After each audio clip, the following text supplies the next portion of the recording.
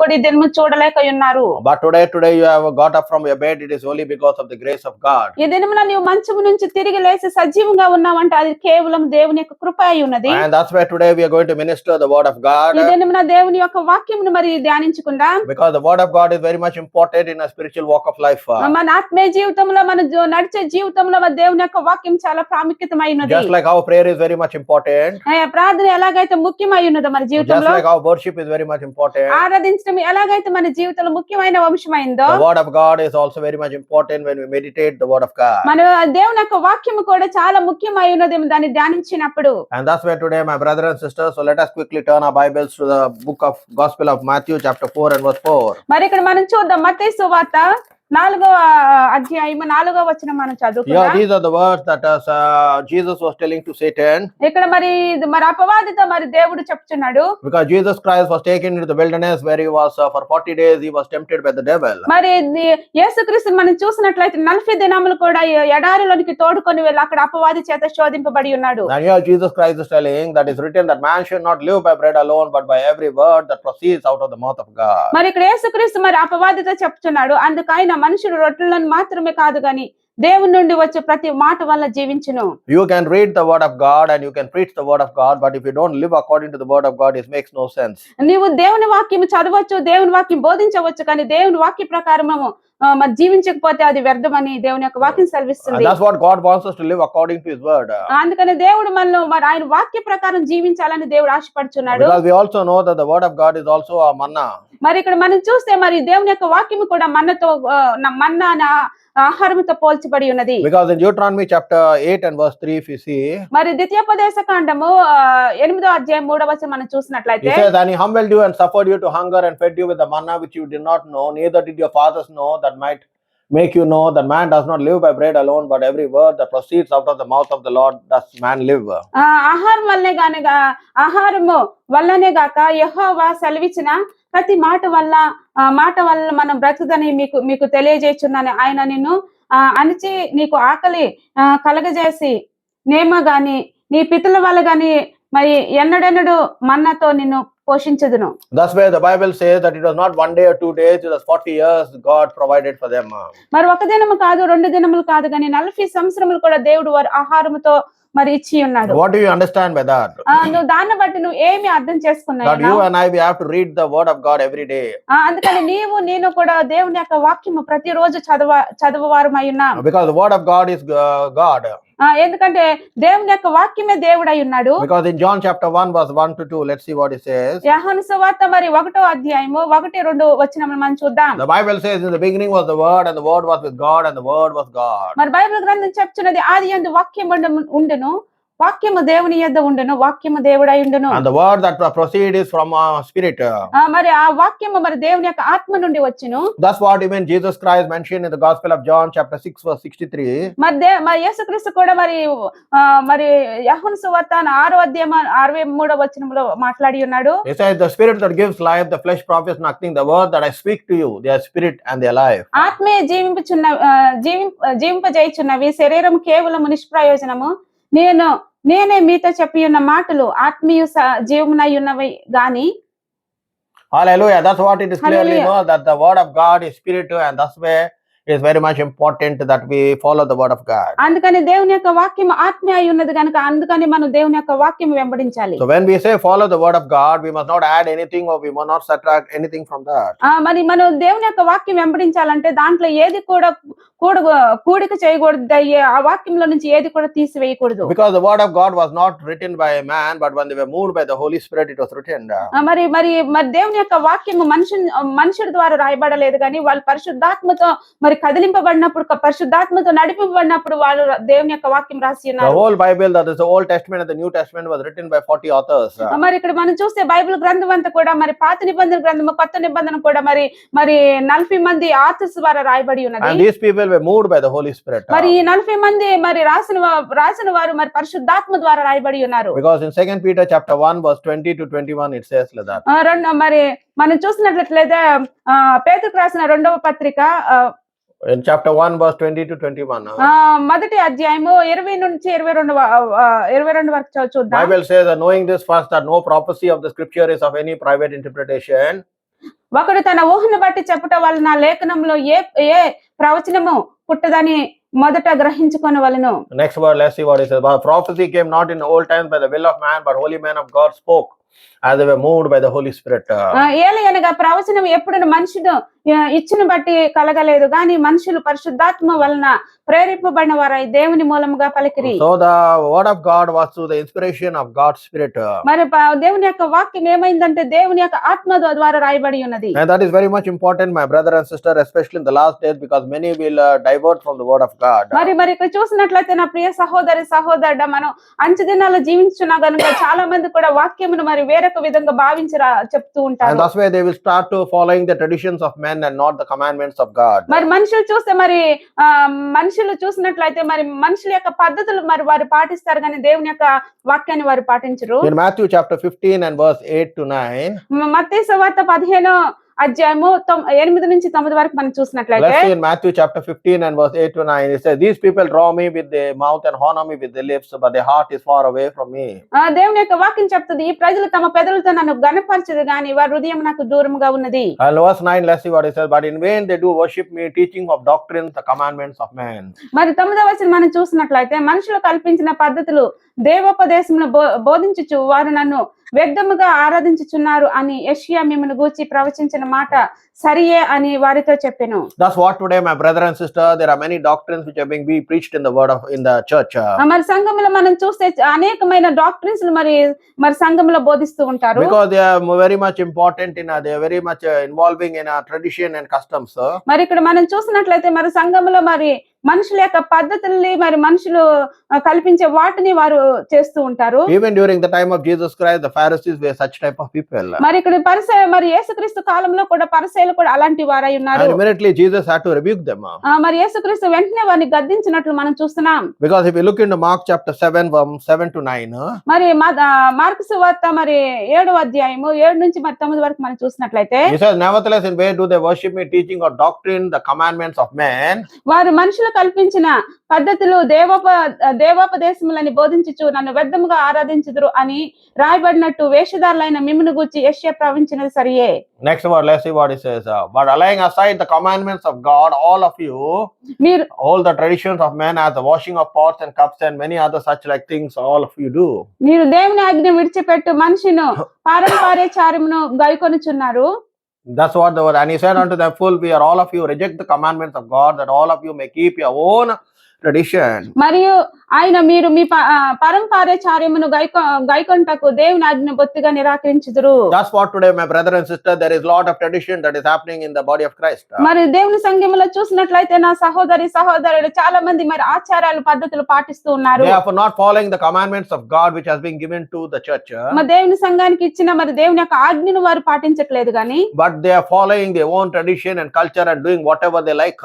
మరి వాళ్ళు ఏం చేస్తున్నారంటే వాళ్ళకి ఇష్టానుసారముగా వారికి ఉన్న ఆచారాలను వారి పద్ధతులు వారు పాటిస్తూ ఉన్నారు Because సంఘంలో. Jesus himself said that no man can serve two masters. మరి దేవుడు మరి యేసుక్రీస్తు అనంతటి తానే మనతో చెప్పి ఉన్నారు, ఇద్దరు ఒక దాసుడు ఇద్దరు యజమానుల్ని మరి సేవించరు. So we clearly know that no man can serve two masters. మరి ఇక్కడ మనం చూసినట్లయితే ఏ మనుషుడు కూడా ఇద్దరు యజమానులు కూడా మరి సేవించడు. That's why if you're serving God, then you have nothing to do with the world. నీవు దేవుని గనుక మరి సేవించినట్లయితే మరి నీ లోకంతో ఏ పని కూడా లేదు. That's why whatever is written in the word of God, we need to observe it and we need to do exactly what it says. ఏదైనా మరి మనం అందుకని దేవుని వాక్యములు ఏమైతే మరి రాయబడి ఉన్నది అది జాగ్రత్తగా చూసి దాని ప్రకారం మనం గైకొని దాన్ని పాటించి వారమై ఉన్నాం. But nowadays, the church has been diverted into the world. మరి ఇక్కడ మనం చూసినట్లయితే సంఘము మరి లోక వైపు కూడా మరి సంఘంలో వాడిని మరి మళ్ళించు ఉన్నది. The Bible says that they are now preaching another gospel. మరి బైబిల్ గ్రంథం చెప్తున్నది మరి ఇప్పుడు మరి ఇంకొక మరి సువార్తను వారు ప్రకటిస్తూ ఉన్నారు. That's what happened in the church in Galatia. మరి గలతీయ సంఘంలో అదే జరిగింది. In chapter 1 verse 6 here we see that Paul is rebuking the church. మరి ఇక్కడ మనం చూస్తే మరి పావులు మరి సంఘంలో ఉన్న వారిని గద్దిస్తున్నట్లు మనం చూస్తున్నాం. He says, "I marvel that all of you are so soon removed from him that called you into the grace of Christ unto another gospel."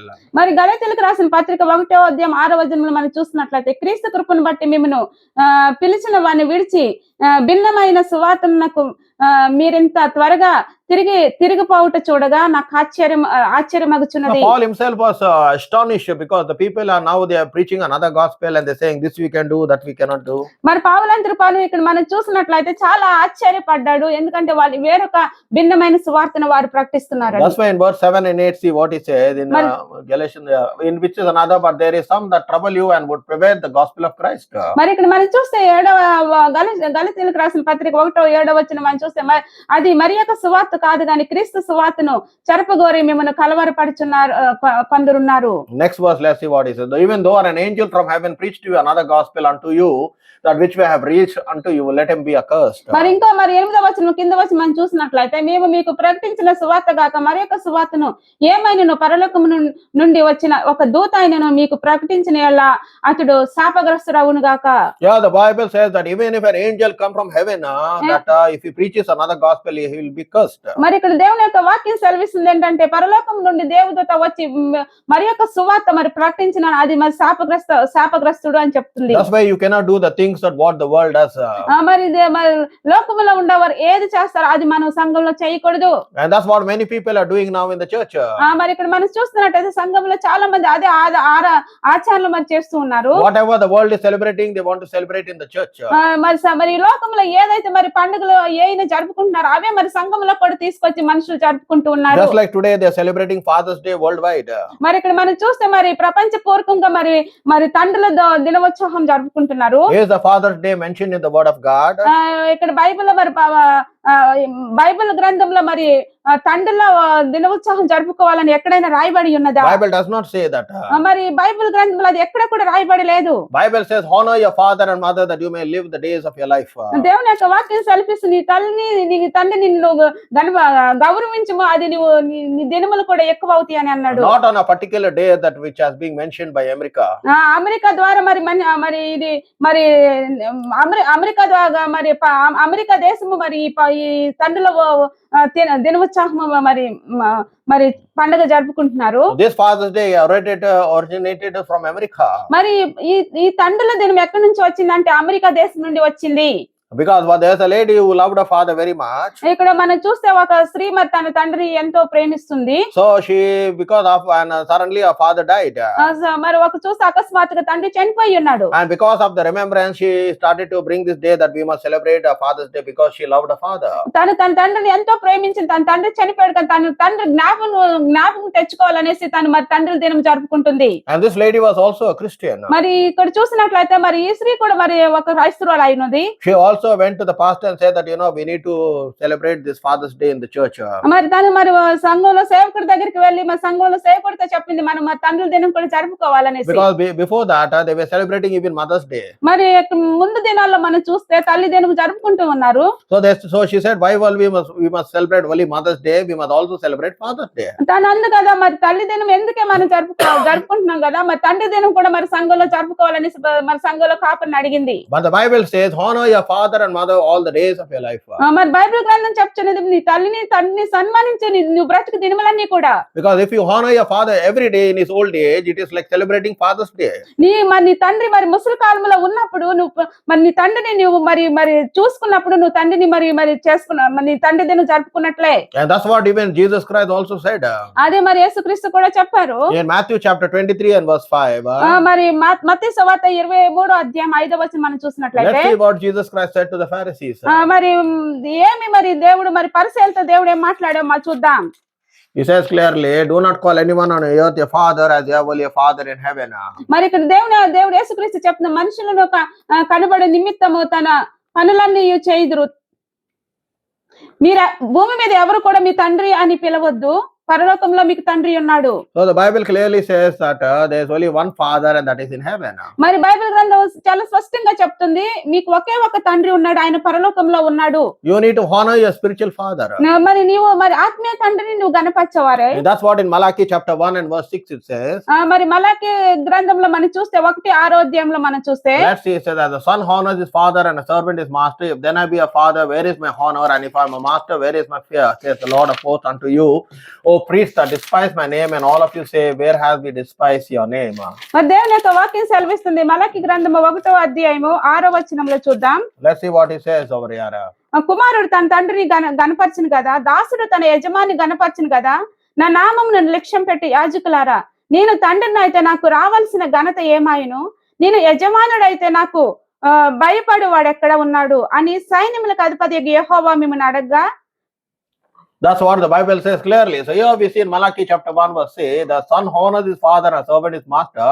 But if I'm a father, where is my honor? అందుకని Bible గ్రంథం చాలా స్పష్టంగా చెప్తుంది. మలాకి గ్రంథము 1వ అధ్యాయం 6వ వచనంలో, కుమారుడు తన తండ్రిని గనపరచును కదా, దాసుడు తన యజమాని గనపరచును కదా. నా నామం నిర్లక్ష్యం పెట్టి యజమానులారా నాకు ఇవ్వవలసిన ఘనత ఏది అని దేవుడు మనల్ని అడుగుచున్నాడు. Because there was a person in the Bible. ఎందుకంటే మరి బైబిల్ గ్రంథంలో ఒక వ్యక్తి ఉన్నాడు. His name is Eli the priest. మరి ఎలై అనే మరి యాజకుడు ఉన్నాడు. We see it in the first book of Samuel, sir. మరి మొదటి పుస్తకము సమయాల గ్రంథంలో మనం చూసినట్లయితే, and this person in chapter 2 verse 29, let's see what the word of God says. మరి ఇక్కడ మనం చూద్దాం 2వ అధ్యాయము 29వ వచనంలో మనం చూసినట్లయితే, therefore why you kick all of my sacrifice, mine offering which I have commanded in my habitation, and honor your sons above me, to make yourself fat with the chiefest of all the offerings of Israel my people. మరి దేవుని యొక్క వాక్యం చెప్తుంది, నా నివాస స్థలమునకు నేను నిర్ణయించిన బలి నైవేద్యములను మీరేలా తృణీకరించున్నారు. మిమ్మును క్రొవ్వబెట్టుకొనుటకై నా జనులు ఇశ్రాయేలు చేయు నైవేద్యములలో శ్రేష్ఠులకు పెట్టుకొని నాకంటే నీ కుమారులు నీవు గొప్ప చేసి ఉన్నావు. Let's see in verse 30 what he says. మరి 30వ వచనంలో చూద్దాం. When the Lord God of Israel said, I said in need that your house and the house of your father should not walk before me forever, but now the Lord said, be it far from me, for then they honor me that I will honor, and they that despise me shall be lightly esteemed. నీ ఇంటి వారును నీ పితరుల ఇంటి వారును నా సన్నిధిని యాజకత్వము జరిగించదురని యెహోవా ఆజ్ఞ ఇచ్చి ఉన్నాను. ఇప్పుడు అది నా మనసునకు కేవలము ప్రతికూలమైనని ఇశ్రాయేలు దేవుడని యెహోవా సెలవిచ్చున్నాడు. కావున యెహోవాకు ఏదనగా, నన్ను గణపరచు వారిని నేను గణపరచుదును, నన్ను తృణీకరించు వారిని నేను తృణీకరించుదును. Bible clearly says that whoever honors me I will honor you, and whoever despises me shall be lightly esteemed. దేవుని యొక్క వాక్యం చాలా స్పష్టంగా చెప్తుంది, నన్ను గణపరచు వారిని నేను గణపరచుదును, నన్ను తృణీకరించు వారిని నేను కేవలం తృణీకరించుదును. So that's why whatever we do, my brother and sister in Christ, మరి మనం ఏ పని చేసినా కూడా నా ప్రియ సహోదరుడా, whatever we do it in the church, మనం ఏ పని కూడా సంఘంలో చేసినప్పటికీ కూడా we need to know that whether this brings honor to God or not. మనం తెలుసుకోవాలి, ఇది దేవుని మహిమ కొరకై మనం చేస్తున్నామా, దేవుని ఘనత కొరకు మనం చేస్తున్నామా అని. Because if it does not honor God, then you're just wasting your time. నీవు దేవుని గణపరచలేనప్పుడు నువ్వు నీ సమయాన్ని నీవు వ్యర్థపరుస్తున్నావు. You are just trying to please people. నీవు కేవలం మనుషులను సంతోషపరచడానికి నువ్వు ఈ పనులు You are చేస్తున్నావు. trying to follow traditions and customs. మరి నువ్వు మనుషులు చేయు ఆచారములను పద్ధతులు నువ్వు పాటిస్తున్నావు. And that's why Paul had to rebuke the church in Colossians. మరి కొలొస్సీయులకు సంఘానికి మరి పౌలు మరి వారిని గద్దించినట్లు మనం చూస్తున్నాం. In chapter 2 and verse 8, let's see what the word of God says. మరి కొలొస్సీయులకు రాసిన పత్రికలో మనం చూస్తే 2వ అధ్యాయము 8వ వచనం మనం చూద్దాం. He says, beware lest any man spoil your thought through philosophy and vain deceit, after traditions of men, after rudiment of the world, and not after Christ.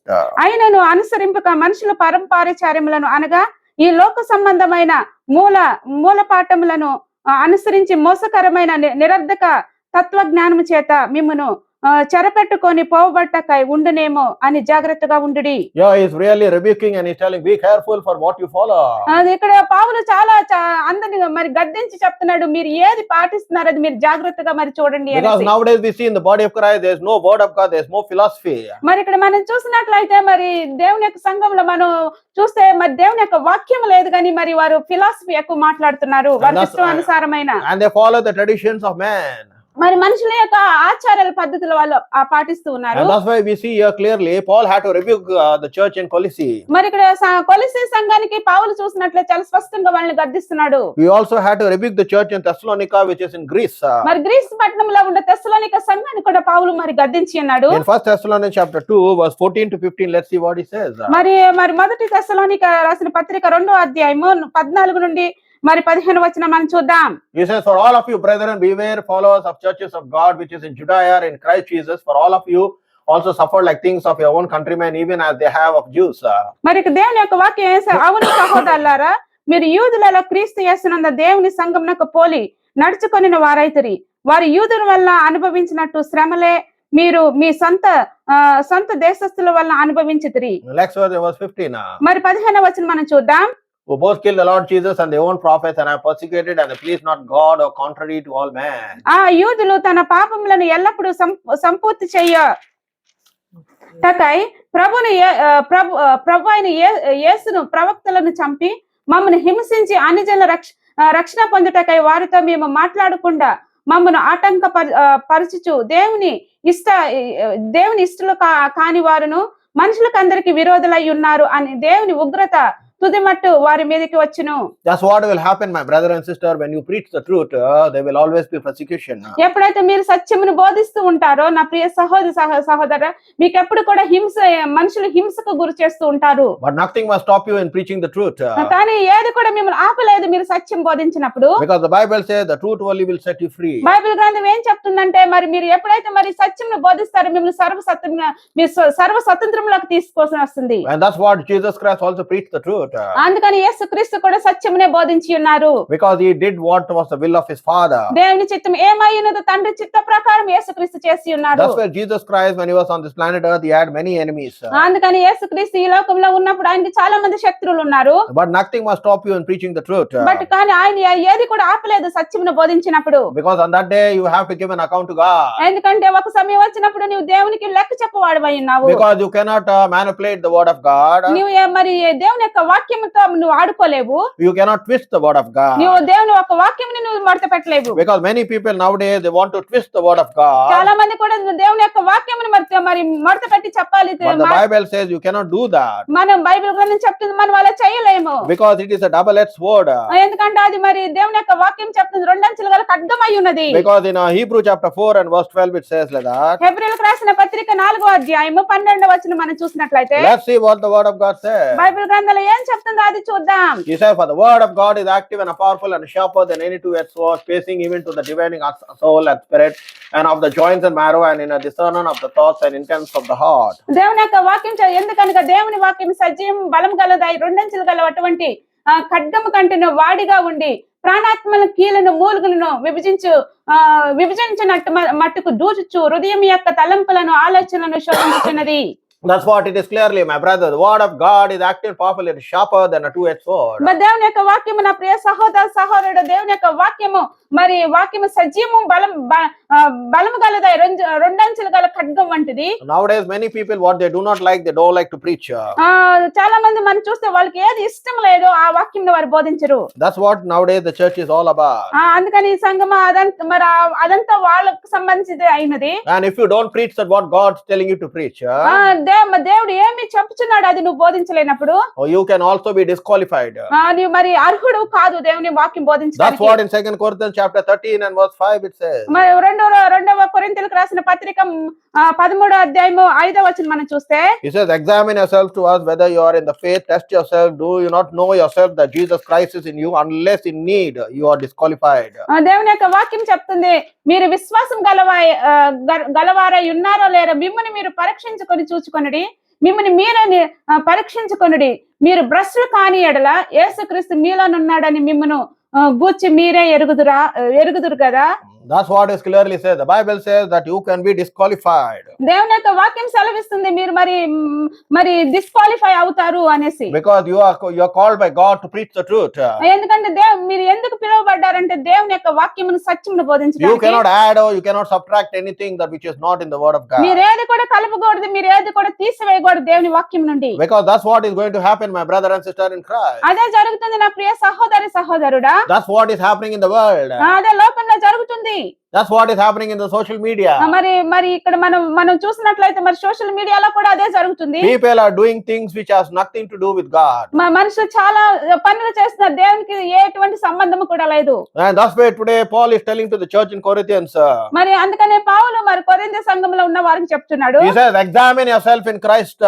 నిన్ను నీవు పరీక్షించుకోండి మీరు క్రీస్తులో ఉన్నారా లేదా అనేసి. Otherwise there is a chance that you can be disqualified. ఒక సమయం ఉంది కూడా నీవు నిరాకరింపబడతావు. Because if you are disqualified, then you don't make it to heaven. నువ్వు ఎప్పుడైతే నిరాకరింపబడతావో నువ్వు పరలోక రాజ్యానికి అర్హుడవు కాదు. That's why you must be very careful of what you preach the word of God. అందుకనే నువ్వు ఏ వాక్యం నువ్వు చెప్తావు నువ్వు చాలా జాగ్రత్తగా నువ్వు బోధించాలి. Because we are not here to please people. ఎందుకంటే ఇక్కడ మనం మనుషులను సంతోషపరచడానికి Because లేము. it was not people who called you. ఎందుకంటే మనుషులు నిన్ను పిలవలేదు కానీ It was God who saved you. ఎందుకంటే దేవుడు నిన్ను రక్షించి It ఉన్నాడు. was God who called you. దేవుడు నిన్ను పిలిచి ఉన్నాడు. It is God who anointed you. దేవుడు నిన్ను అభిషేకించి ఉన్నాడు. So that you preach the word of God as it is. అందుకని నువ్వు దేవుని వాక్యం ఉన్నది ఉన్నట్టుగా నువ్వు వాక్యం బోధించాలి. That's what you mean in Deuteronomy. God said in Deuteronomy chapter 5, verse 32 and 33. Let's see what it says. మరి ద్వితీయోపదేశ కాండం 5వ అధ్యాయం 33 చూద్దాం. 33వ వచనం. All of you in the 5 verse 32 and 33. మరి ద్వితీయోపదేశ కాండం 5వ అధ్యాయం 32వ వచనము 33వ వచనం చూద్దాం. All of you shall observe to do, therefore, as the Lord your God has commanded you, that all of you shall not turn aside to the right hand or to the left. వారు స్వాధీనపరచుకున్నట్లు నేను వారికి ఇచ్చుచున్న దేశమందు వారు అలాగ ప్రవర్తింపవలెను. Next one, let's see what it says. కింద వచనం మనం చూద్దాం. All of you shall walk in the ways in which the Lord your God has commanded you, that all of you may live, and that it may be well with you, and that all of you may prolong the days in the land for which you shall possess. కాబట్టి మీరు కుడికే గాని ఎడమకే గాని తిరగక దేవుడని యెహోవా ఆజ్ఞాపించినట్లు చేయుటకై జాగ్రత్త పడవలను. మీరు స్వాధీనపరచుకున్న దేశంలో నేను జీవించుచు మేలు కలిగి దీర్ఘాయుష్మంతులగునట్లు మీ దేవుడని యెహోవా మీకు ఆజ్ఞాపించిన మార్గము అన్నిట్లోనూ నడుచుకునేవలెను. Whatever God has commanded you, that you need to do and you need to follow. దేవుడు ఏదైతే మీకు ఆజ్ఞాపించి ఉన్నాడో అది మీరు చేసి మీరు వెంబడించాలి. So that you can extend your life. అందుకని మీరు దీర్ఘాయుష్మంతులు అవుతారు భూమి Because మీద. the Bible says you will prolong the days in the land in which all you shall possess. మీరు ఈ దేశంలో మీరు ఏదైతే మరి సంపాదించుకున్నారో మీరు దీర్ఘాయుష్మంతులై జీవిస్తారని And that's why it's very much important, my brother, my sister, for you to possess that what God has in store for you. నీవు దేవుడు నీ కొరకు దాచబడి ఏదైతే మీరు స్వాధీనపరచుకోవాలో Then you need to live according to what the Bible says. Bible గ్రంథం ఏదైతే చెప్పుచున్న దాని ప్రకారం మీరు జీవించేవారై ఉండాలి. Because if you are not pleasing God, then you are pleasing man. నీవు దేవుని సంతోషపరచువాడు కాకపోతే నువ్వు మనుషులు సంతోషపరుచున్నావు. And that's why today many things they do things of the world. ఇక్కడ మనం చూసినట్లయితే మరి మా లోకంలో జరుగుతున్న ప్రతిదీ కూడా మరి సంఘంలో చేస్తూ ఉంటారు. It has nothing to do with Christ. క్రీస్తుతో మరి ఏది కూడా సంబంధం లేదు. And that's what the word of God says, my brother and sister in Christ. అదే మరి దేవుని యొక్క వాక్యం సెలవిస్తుంది నా ప్రియ సహోదరి సహోదరుడా. That we need to do for what God has called us to do.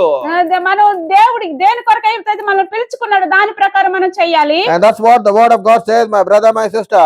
అదే మరి చెప్తుంది నా సహోదరి సహోదరుడా. That we need to do what the Bible says. Bible గ్రంథం ఏది చెప్తున్నదో అదే మనం చేయవారమై ఉన్నాం. We must not do whatever we think is good for us. మనం ఇది మంచిది అని మనం అనుకున్నది మనం చేయకూడదు కానీ దేవుడు చెప్పింది మాత్రమే మనం చేయవారమై ఉన్నాం. That's when we do, that's when God is happy with us. ఎప్పుడైతే దేవుడు చెప్పింది మనం చేసినప్పుడు దేవుని మనం సంతోషపరుచున్నాం, దేవుడు సంతోషంగా ఉంటాడు. That's why we need to preach the true doctrine. అందుకని మనం మరి సత్యమును మనం బోధించాలి. Because in 1 Timothy chapter 4 verse 16, మరి మొదటి తిమోతికి రాసిన పత్రిక 4వ అధ్యాయం 16వ వచనం మనం చూసినట్లయితే where we see that Paul is writing from prison to Timothy. మరి ఇక్కడ మనం చూస్తే సరసాల నుండి మరి కూడా పౌలు మరి అపొస్తలుడైన పౌలు మరి తిమోతికి రాస్తున్నాడు. He said, take heed unto yourself and unto the doctrine, continuing them. By doing so, you shall both save yourself and them that hears you. నిన్ను గూర్చి నీ బోధన గూర్చి జాగ్రత్తగా కలిగి ఉండము, వీటిలో నిలకడగా ఉండము. నీవిలాగు చేసి నిన్నును నీ బోధ విన్నవారిని రక్షించుకొందువు. Hallelujah. He says that you will save yourself and you will save those who hear you.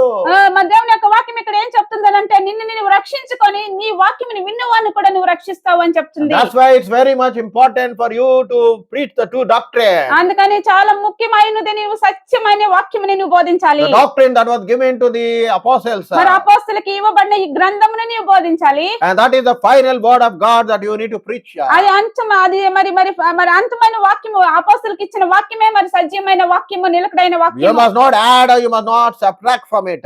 నువ్వు ఏది కూడా మరి కలపకూడదు, ఏది కూడా తీసివేయకూడదు ఆ వాక్యం నుండి. Because when you subtract things from it, ఎప్పుడైతే నువ్వు మరి ఆ వాక్యం నుండి కొన్ని తీసివేస్తావో, and when you start doing things of the world because you want to please the people, నీవు మరి మనుషుల్ని మరి సంతోషపరచాలని నీ అంతరికి నువ్వు మరి ఆ సంఘంలో పనిచేస్తూ ఉంటావో, slowly you are just falling away from Christ.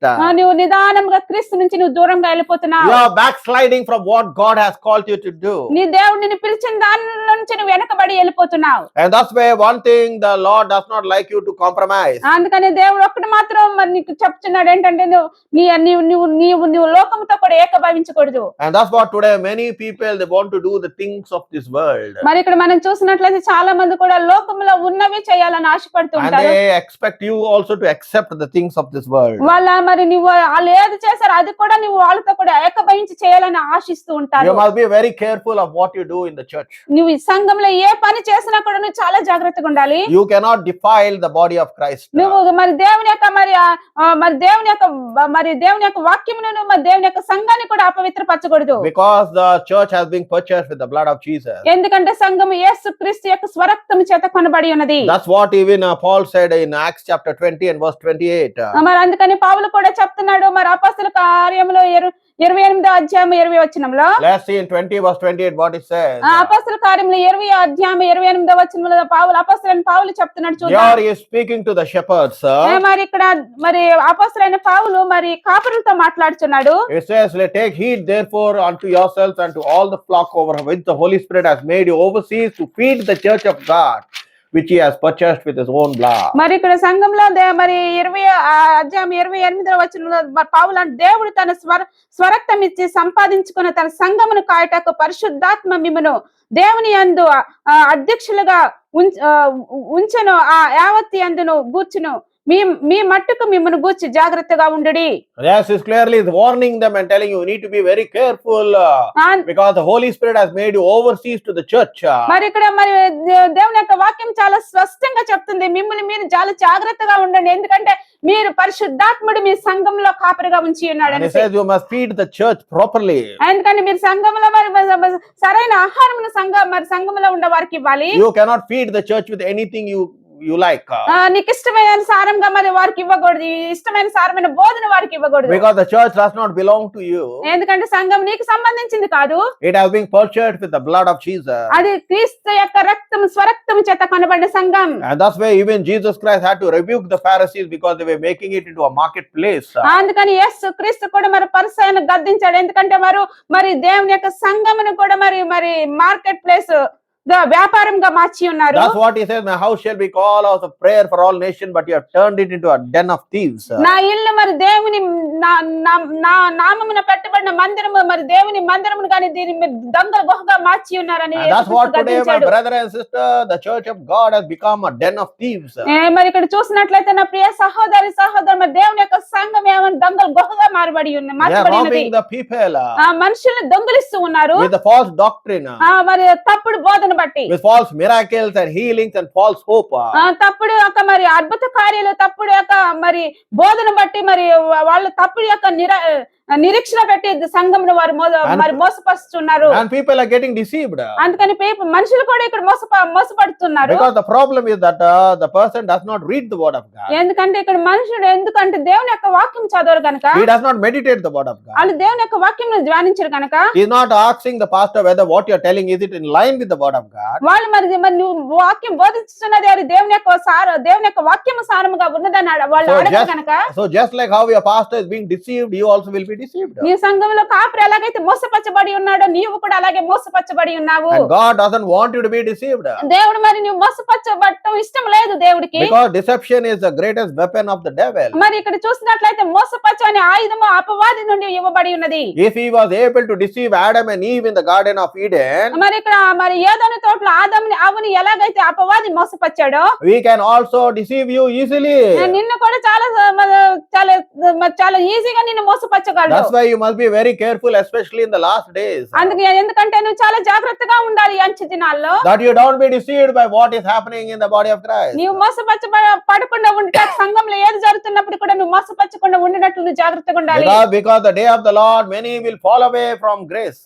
ఎందుకంటే మరి దేవుని యొక్క దినం వచ్చినప్పుడు చాలా మంది దేవుని యొక్క కృప నుండి తొలగిపోతారు. And Jesus will tell on that day, I do not know who you are. అప్పుడు దేవుడు అంటాడు ఆ దినం వచ్చినప్పుడు నువ్వు ఎవరో నాకు తెలియదు అంటాడు. Oh, I spoke in tongues, I prophesied prophesied, I did this in the church. నువ్వు అనొచ్చు, నేను అయ్యా నేను భాషలో మాట్లాడాను, ప్రవచనం చెప్పాను, నీ సంఘంలో అనేకమైన పనులు చేసినప్పుడు అని నువ్వు అనొచ్చు. He said, get out from here, you lawless one. దేవుడు అంటాడు, మీరెవరో నాకు తెలీదు, మూర్ఖురాలా, మీరు ఎక్కడి నుంచి వెళ్ళిపోండి అని అంటాడు. And that's what today many people think by doing many things in the church that God is happy with them.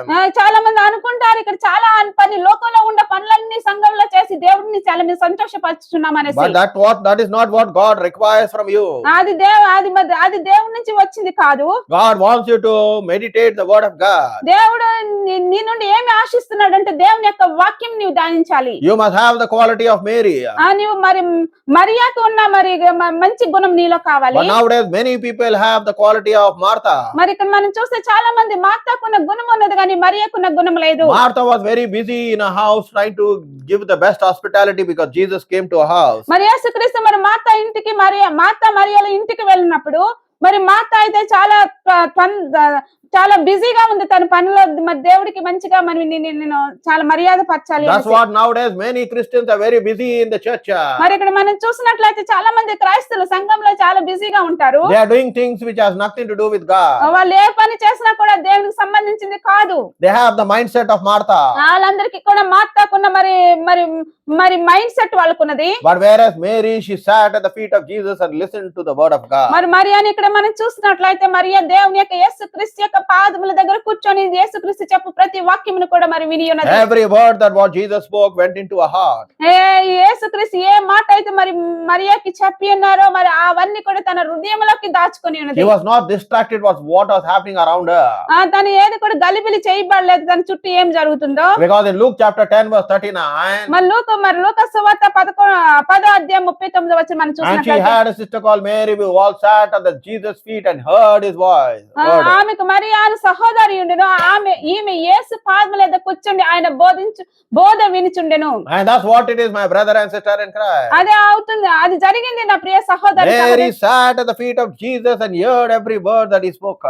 మరి మరియాని మనం చూస్తే యేసు యొక్క పాదముల దగ్గర కూర్చొని దేవుని యొక్క వాక్యము ప్రతి మాట కూడా విని ఉన్నది. That's why Jesus loved Mary more than even Martha. మరి యేసుకి ఇక్కడ చూసినట్లయితే యేసుక్రీస్తు మరి మరియాని ఎక్కువగా ప్రేమించారు మార్తా కంటే. And that's why when Lazarus died, Jesus did not come because of Martha, he came because of Mary. మరి ఇక్కడ మరి లాజరస్ చనిపోయినప్పుడు మార్తా కొరకు దేవుడు రాలేదు కానీ యేసుక్రీస్తు మరి మరియా కోసం మరి అక్కడికి వచ్చి ఉన్నాడు. Oh, behavior and qualities in which she had, Jesus loved Lord. మరి మరియాలో ఉన్న ప్రతి ఒక్క గుణము కూడా యేసుక్రీస్తు మరి ఇష్టపడి ఉన్నాడు. When Jesus came to the house of Mary and Martha, ఎప్పుడైతే యేసుక్రీస్తు మరి మరియాను మార్తాల ఇంటికి గృహమునకు వచ్చి ఉన్నారో, we see that his spirit was groaned when he touched Mary. మరి ఆయన హృదయంలో మరి కన్నీరు కాచాడు ఎప్పుడైతే మరియా ఏడుస్తూ ఉన్నప్పుడు. Because he knew that Mary loved him unconditionally. మరి తను అనుకున్నాడు మరి మరియా తన హృదయానుసారంగా యేసుక్రీస్తుని కూడా ప్రేమించింది. God looks into the heart, my brother, my sister. మరి ఇక్కడ చూసినట్లయితే మరి దేవుడు మరి హృదయాన్ని చూసేవాడై ఉన్నాడు నా సహోదరి సహోదరుడా. There are two sisters, but he knew the heart of Mary. మరి ఇద్దరు అక్క చెల్లెలే గాని మరి ఇక్కడ చూసినట్లయితే దేవుడు మరి మరియా యొక్క హృదయాన్ని మరి గ్రహించి ఉన్నాడు. Martha was connected to the world. ఇక్కడ చూస్తే మరి మార్తా అయితే ఇక్కడ చూసినట్లయితే లోకానికి మరి కనెక్ట్ చేయబడి ఉన్నది. But whereas Mary was connected to Jesus. మరి ఇక్కడ మనం చూసినట్లయితే మరియా అయితే యేసుక్రీస్తుకి మరి కనెక్ట్ చేయబడి ఉన్నది. She knew how to honor the master. తను గ్రహించి ఉన్నది యజమాని ఎలా గణపరచాలి అనేసి. Because she loved the master unconditionally. ఎందుకంటే తను హృదయపూర్వకంగా మరి యజమాని ప్రేమించింది గనక. She followed the commandments of God. మరి తను మరి మరి దేవుని యొక్క ఆజ్ఞలు తను మరి పాటించి ఉన్నది. And that's why today in the church we have two types of people. అందుకని సంఘంలో ఇదేమో మన రెండు స్వభావాలు గల మనుషులు ఉన్నారు. One is like Martha and one is like Mary. ఒక గుంపు మార్తాకు సంబంధించింది, ఇంకొక గుంపు మరి చూసినట్లయితే మరియాకి సంబంధించింది. That's why you need to examine yourself and say whether you are like Martha or whether you are like Mary. అందుకని మనం పరీక్షించుకొని మనం మరియా వలె ఉన్నామా మార్తా వలె ఉన్నామా మనం పరీక్షించుకోవాలి. God wants you to be like Mary. మరి దేవుడు మరి మరియా వలె మనం ఉండాలని చూస్తున్నాడు. She sat at the feet of Jesus and listened to his word. Mariya అయితే తన యేసు యొక్క పాదముల దగ్గర కూర్చొని మరి యేసుక్రీస్తు చెప్పిన ప్రతి మాటను కూడా తన హృదయంలో దాచుకుంది. That's why today the Bible says that man should not live by bread alone but by every word that proceeds from the mouth of God. అందుకనే బైబిల్ వాక్యం చెప్తే మనుషుడు మనుషుడు రొట్టె వల్ల మాత్రమే జీవించడు కానీ దేవుని నోటి నుండి వచ్చే ప్రతి మాట వల్ల జీవించును. When you are down in faith, నువ్వు ఎప్పుడైతే మరి నీ విశ్వాసంలో కృంగిపోయి ఉంటావో it is time for you to go back to the word. నువ్వు ఆ సమయంలో నువ్వు దేవుని యొక్క వాక్యం దగ్గరికి వెళ్ళాలి. God speaks through his word. దేవుడు తన వాక్యం ద్వారా నీతో మాట్లాడతాడు. Because in Romans 10 verse 17 it says, మరి రోమీయులకు రాసిన పత్రిక 10వ అధ్యాయం 17వ వచనం చూసినట్లయితే let's see what it says. చూద్దాం ఇది దేవుని యొక్క వాక్యం ఏం చెప్తుందో. So then faith comes by hearing and hearing by the word of God. కాగా వినుట వల్ల విశ్వాసం కలుగును, వినుట క్రీస్తుని గుర్చిన మాట వల్ల కలుగును. And that's what when we hear the word of God, it brings faith. ఎప్పుడైతే నీ వాక్యమును వింటావో నీలో విశ్వాసముని కలిగిస్తుంది. When we meditate the word of God, ఎప్పుడైతే మన దేవుని వాక్యమును ధ్యానిస్తామో it brings faith. మనలో విశ్వాసం పెంపొందిస్తుంది. And faithfully can move mountains. విశ్వాసం ఒక్కటే మరి కొండలను కూడా కదిలిస్తుంది. Only faith can change a situation. విశ్వాసం ఒక్కటే నీ పరిస్థితిని మార్చగలదు. And that's why faith is one of the gifts of the Holy Spirit. అందుకని మరి మనం చూస్తే మరి కృపావరములో ఒక కృపావరము విశ్వాసం అయి ఉన్నది. And that's why it is important, my brother and sister, that you go back to the word of God and live according to the word of God instead of following traditions and customs. అందుకని నా ప్రియ సహోదరుడా నువ్వు మరి లోకములో చేయ పనులను బట్టి కాదు కానీ దేవుని వాక్యం దగ్గరకు వచ్చి దేవుడు ఏమి చెప్తున్నాడో అదే పని మనం చేయాలి. Today say, Lord, I want to be like Mary and not Martha. నువ్వు దేవునితో చెప్పు, దేవా నేను మరియా వలె ఉంటాను కానీ మార్తా వలె నేను ఉండను అని. Don't try to please people or try to please your pastor, do things in the church which God does not honor. నీవు మరి మనుషుల్ని గణపరచాలా లేదా సంఘంలో ఉండమని పాస్టర్ని గణపరచాలని చేయొద్దు కానీ దేవుని గణపరచాలని చూడు. Because whatever you do it unto the Lord and not unto man. నువ్వే పని చేసినా కూడా దేవుని కొరకై చేయగాని మనుషుని కొరకు ఏది కూడా చేయొద్దు. Because your reward is from God and it's not from man. ఎందుకంటే నీకు దేవుడిచ్చే మరి ఘనత మరి మనిషి నుంచి కాదు కానీ దేవుడి నుండి వస్తుంది. Man will always forget whatever you do for him. నువ్వు ఏ పనైనా మంచి పని ఏదైనా మనుషులకు చేసినప్పుడు వారు మర్చిపోతారు కానీ But God does not forget, he always remembers it. కానీ దేవుడిని చూసినట్లయితే నువ్వు ఏ పని చేసినా కూడా దేవుడు మర్చిపోడు కానీ నేను ఎప్పుడు కూడా జ్ఞాపకం చేసుకుని ఉంటాడు. Everything that whatever you do is recorded in the book of life. నువ్వు ఏ పని చేసినా కూడా మరి దేవుని యొక్క జీవ గ్రంథంలో అది లెక్కింపబడి ఉన్నది. And that's why my brother and sister, you and I are called to please God. అందుకని నా ప్రియ సహోదరుడా నేను కూడా దేవుని సంతోషపరచడానికి మనం పిలువబడి ఉన్నాము. So let us live according to the word of God. అందుకని దేవుని వాక్య ప్రకారం మనం జీవించుదాము. So that you will do what God has called you to do. అందుకని మన దేవుడు నిన్ను దేని కొరకై పిలిచి ఉన్నాడో దాన్ని మరి మనం చేద్దాం. And that's what today the Lord is speaking to each one of us. అదే మరి ప్రతి ఒక్కరితో కూడా దేవుడు ఇదే మాట్లాడుతున్నాడు. May the word of the Lord richly bless you.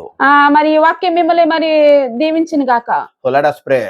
ప్రార్థన చేసుకుందాం. Almighty loving Father, we praise you. సర్వశక్తుడైన దేవా నిన్ను గణపరిచి నిన్ను ఆరాధిస్తాం. We give you glory and honor, Father. దేవా నిన్ను మరి మీకు మహిమ ఘనత ఇస్తాం. Let us live according to your word. దేవా నీ వాక్య ప్రకారం మేము జీవించడానికి సహాయం Man చేయి. shall not live by bread alone, but every word that proceeds from the mouth of God. నీ వాక్యం చెప్తుంది మనుషుడు రొట్టె వల్ల మాత్రమే జీవించడు కాదు కానీ నీ నోటి నుండి వచ్చే ప్రతి మాట వల్ల జీవించును అని. Let us live according to what your word says. దేవా నీ వాక్యము ఏది చెప్తుంది దాని ప్రకారం జీవించడానికి మాకు సహాయం చేయి. Because what your word says, that's what we become in life. నీ వాక్యం ఏది చెప్తుంది అదే మా జీవితంలో జరుగుతుంది, అదే మేము అవుతాము. That's what we need to meditate upon the word of God. అందుకనే మేము నీ వాక్యంను ధ్యానించడానికి మాకు కృప దయచేయి. You did not call us to please people. దేవా నీవు మమ్మల్ని మనుషులుగా సంతోషపరచడానికి మమ్మల్ని పిలుచుకోలేదు. Because the one who called you is faithful. దేవా నువ్వు మమ్మల్ని పిలుచుకున్నవాడు నమ్మకమైన దేవుడవి. And you are a faithful God. నీవు నమ్మకమైన దేవుడవు ప్రభువా. You will never leave nor forsake your people. నీవు ఎప్పుడు కూడా విడిచిపెట్టవు నీ మనుషులని. Because you said, I will be a father and you shall be my sons and daughters. నీ వాక్యం నీవు చెప్తున్నావు నీకు తండ్రిని అయి ఉంటాను, మీరు నాకు కుమారులు కుమార్తెలు అయి ఉంటారు అనేసి. I will walk among you and I will dwell among you and I will abide with you. నీ వాక్యం నీవు చెప్తున్నావు ప్రభువా, నీ మధ్య నేను నడుస్తాను, మీలో నేను నివసిస్తాను అనేసి. And that's why today my brother and sister in Christ, అదే నా ప్రియ సహోదరుడా, we need to live according to what the word of God says.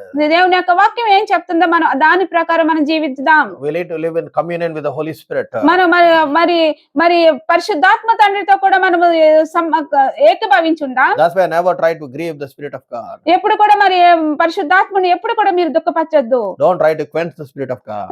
అగ్నిని మరి ఎప్పుడు కూడా ఆర్పొద్దు. Anything whatever you do in your life, ఏ పని కూడా మీరు చేసినప్పటికి కూడా you must always ask one question.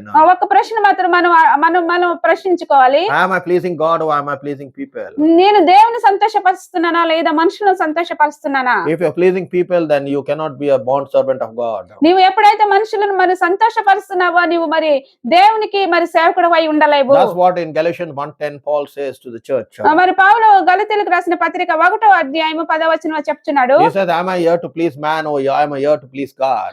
పౌలు అంటున్నాడు, నేను మనుషులను గణపరచడానికి ఇక్కడ ఉన్నానా లేదా దేవుని గణపరచడానికి నేను ఇక్కడ ఉన్నానా అనేసి. If I'm here to please man, then I cannot be a bond servant of Christ. నేను ఇక్కడ మనుషులను గణపరిచి మరి మనుషులను సంతోషపరచడానికి నేను ఇక్కడ ఉంటే నేను మరి మరి దేవుని సేవకుడిగా నేను నిరాకరింపబడి ఉన్నాను. And that's why God used them powerfully and effectively.